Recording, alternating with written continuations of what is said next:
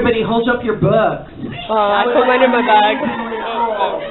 Okay, that's the best. I like to put all the books up there. Hey guys, for those of you that have things with you that make noise, why don't you turn them off right now and turn them to silent so you won't miss one moment of this evening's chat. We are thrilled. Really, really excited. You guys made some really good noise there and I want you to do it again. We're here to sell everything we released of my Drunk Kitchen. Let's give a really warm welcome to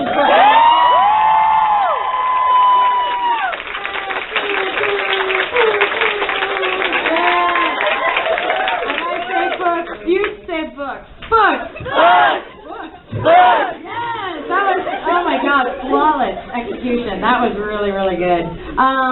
First and foremost, this is actually like the last book event of like the whole book tour, so this is really awesome and great, and I can't believe that I am here at Barnes & Noble in the Grove, and there was a sign outside talking about the signing? How crazy is that? Was that crazy? Just me? But yes, my name is Hannah Hart, and I am here. How many of you guys were at the No Filter show recently? Woo! Very good, very good. How did you enjoy it? If you loved it, shove penis. No, just kidding. We're right next to Barnes & Noble Jr.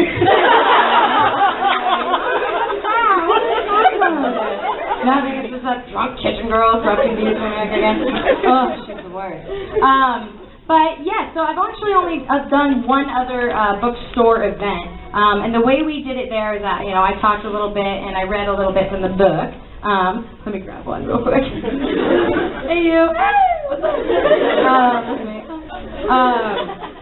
And, you know, and actually just kind of walked through the book and the structure of it for anybody who maybe does or does not know. The book's been out for a little bit, but I hope you guys will indulge me as I kind of just explain why the book is shaped this way, just in case maybe you missed it, or maybe you have a friend or a parent that you brought here. If you're new, welcome to the fam. It gets fun, it gets weird. Just stick around, it'll all make sense. And so I'll just walk through the structure of the book for that.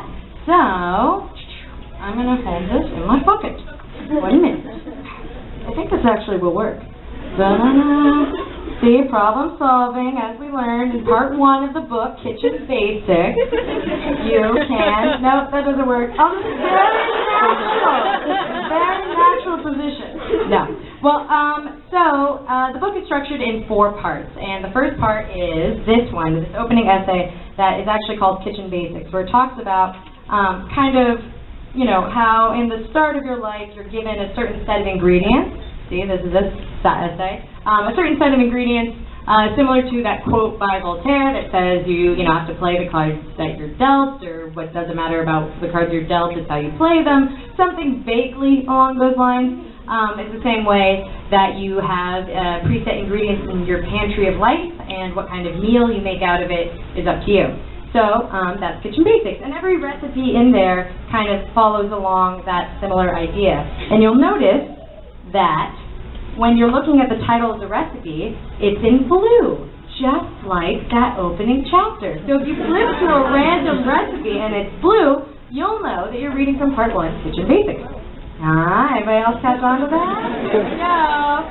Thus we enter part 2, Adultolescence, the longest section.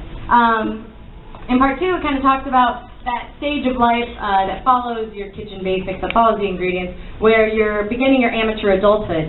And I believe that this is an age that roughly, you know, begins at 20, 21, and ends somewhere like 69, 70. And then at that point, you've just moved through all of your amateur adulthood, and you just, I hope, have achieved some sort of deeper peace. I don't know. That's what I'm banking on. So in adultolescence, you'll find such and it's orange, guys. So when you flip to a random recipe in there, it's gonna have a lot of orange accent. I personally think that sort of thing is really interesting. But in in adultolescence, you'll find recipes like this one, hashtag. Okay, and this recipe is actually structured. Is actually about maybe being a little too drunk, and maybe like you weren't in a good mood before you started drinking. And the quote from that says, "Drink because you were happy, but never because you're miserable." Oh, actually, it's going to make a lot more sense if I actually explain the structure of the recipes too. So the recipe is structured with kind of this esoteric quote from like my favorite book of quotes, or any quote or that sort of thing, just my personal reference quotes, because I'm really, really big on small pieces of bite-sized, easily retainable information and inspiration. So each recipe begins with that quote to kind of talk vaguely about the subject at hand. There's an opening paragraph that's like, you know, has this ever happened to you? It's after 2 a.m. and things are starting to get a little boring. I'll just read it. You can tell that people are slowing down, passing out, making out, and just generally tapping out for the night. Unfortunately, you've got some unresolved aggression that's starting to manifest. Because, frankly, you just don't want the night to be done. Now, if the distractions are over, that means you're going to have to face the silence of your own empty heart. But here's something you can do instead. And then we go into the cocktail. So cocktail is what comes after the opening paragraph that explains it. Again, you know, from start to finish, the book actually has like a narrative thread that you can follow, but it's also structured that you can flip to a random recipe and hopefully maybe still get something out of it. So the cocktail says, if you start this game, you probably lost King's Cup. The ingredients are something that's been upsetting you lately, avoidance, insecurity at not being the center of attention, and hash browns. The instructions are, unfreeze your last crop of hash browns and chase people around your house while slinging tater tots. Insist that it's fun. Don't stop unless someone is crying. Then stop so you can take pictures of their crying face to post on Facebook later. Or start a website called Hottertot. So those are the instructions as to how to prepare the recipe, and then it ends with the life lesson, which is like the conclusion, which is usually where, you know, in classic recipes, cookbooks, they'll show a picture of the finished result, but this is the life lesson. Sometimes, for a combination of reasons involving real-life circumstance, you find that you or a friend have been tending to get way too drunk lately for absolutely no reason. And then they start to become unnecessarily aggressive and insist that everyone keep having fun. Never stop having fun. Shots at 4 a.m.? Maybe. But does everyone seem like they want to take shots? Or are they all just avoiding eye contact and planning to get a ride home? And then after that, you know, for people like me who maybe flip through books and don't read them cover to cover anymore, or only read them cover to cover, it's a weird spectrum. It says, just remember, sometimes it's okay for the party to be over. So that's a big life lesson in quotes in bold right there. And yeah, so that's, you know, how each recipe is structured. The third part is the sexy part. You can tell it's red. So it's red, the color of love, and it talks about, this is a part of the book that talks about sex, love, and dating, relationships, advice, experience, etc. Believe it or not, this part of the book is super great. This is what I want, crudités, get it? I bet a lot of you learned what crudités were. I had no idea. I was like, vegetable slicey platter.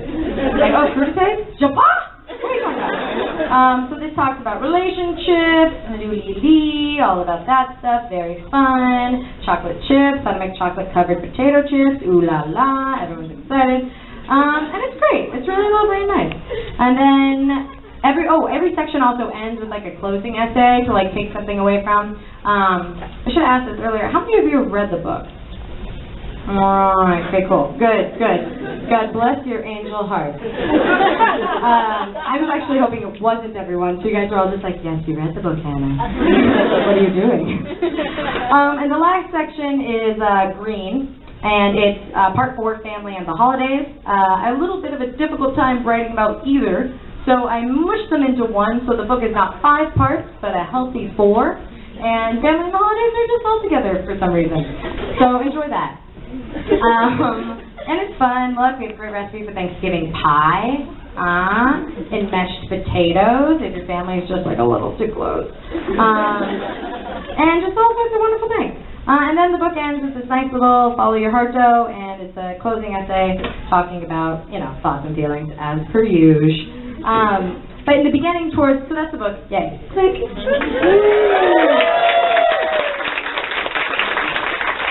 Yours at hannahhart.com/book. Just kidding, Barnes and Noble.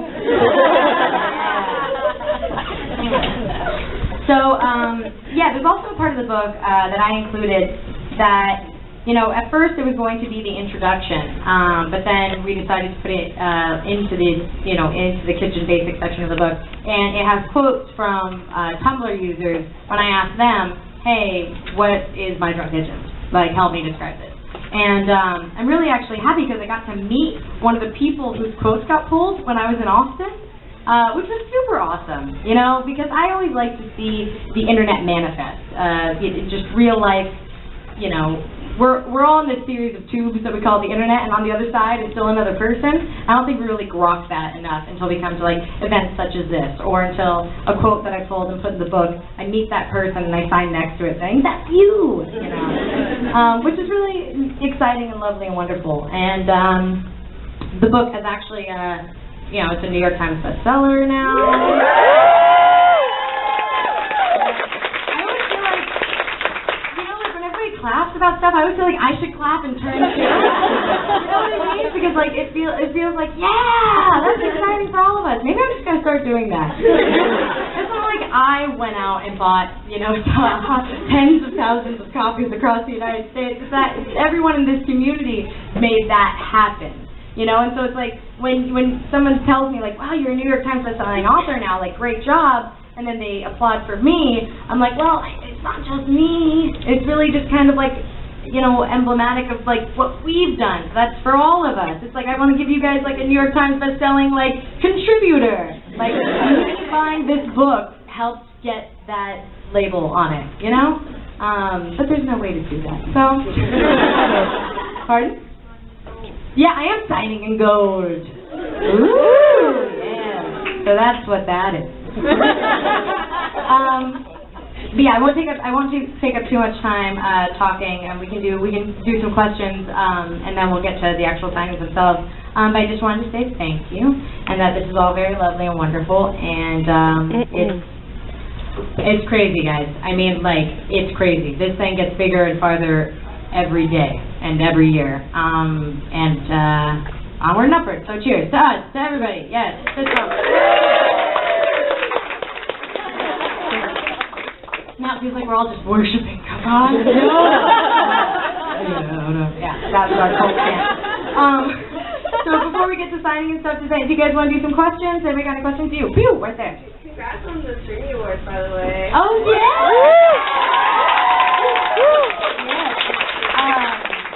So for those of you who may not have heard, Grace Helbing and myself are Bring Back Heart Big Work Fest. I mean, are hosting the Streamy Awards. For those of you who are like, what the fuck is Streamy? Basically it's the up and coming Emmys of the internet, or that's what it aims to be. That's what it's trying to be. So we're hosting it. So tune in. Who knows? Did you have a question? Oh, that's all I'm going to say. Congrats. Oh, maybe. Okay, cool. Thank you. I know I said I wasn't going to upload anything, but I said unless I was feeling better. So I am. But I got to see Hannah today at her LA book signing at Barnes & Noble. It was so amazing. She remembered me, so I remembered me. It was just really, really cool. We met there. My friend Brittany, she's cool. Yeah, it was really, really fun. It was so funny getting to see her discuss her book. But Hannah signed it, Swike signed it, Robin signed it. So I mean, that'll be in like a trophy case, as a trophy. But yeah, Jesus. Seriously, like right when I friggin' turned on the camera, like my voice. But yeah, I got her to say hi to my little brothers, cause Dylan and Derek really want to meet her, especially Derek. I don't know why. Maybe it's because of the Carrot Onesie song. They love the Carrot Onesie song, but I mean, I think it's because they could see how much Hannah makes me happy. Like, I think because they always see me, like, me and my brothers have gone through a lot of stuff, well, family stuff, and I think they're happy to see me happy, and they're glad to see the person who makes me happy. So, I mean, yeah, they really want to meet her. I wanted to take them, but you know, it's a school night, so I couldn't take them. But yeah, now I'm just waiting for my mom, who's gonna be here any second now. But I mean, I'm definitely gonna take them to VidCon next year. I really want to take them. So yeah, I'll see how that goes. They're gonna be 8. They get in for free. So I mean, might as well just take advantage. So yeah. But I'll see if I talk to you guys tomorrow. Maybe, maybe not. I'll see if I'm feeling better, at least. But yeah, see you guys next time. Bye. How are you? I'm good. Good, good. I'm doing very well. Shall we selfie? Yeah. Are you selfieing or? No. We love selfies. And if Jeff you will could grab the say phone? hi to my little brothers. They're Yeah. twins. They're 7, and they really want to meet you. But Oh, they couldn't cool. come. What are their names? Dylan and Derek. Dylan and Derek? Yeah. Hey, Dylan and Derek, I know you're 7 years old, but you're already awesome. So here's a hug. Woo! And here's another, because there's 2. There you go.